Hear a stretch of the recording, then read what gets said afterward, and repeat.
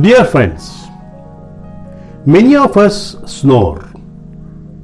Now, snoring is not troublesome to us, but it is troublesome and irritating to our partner.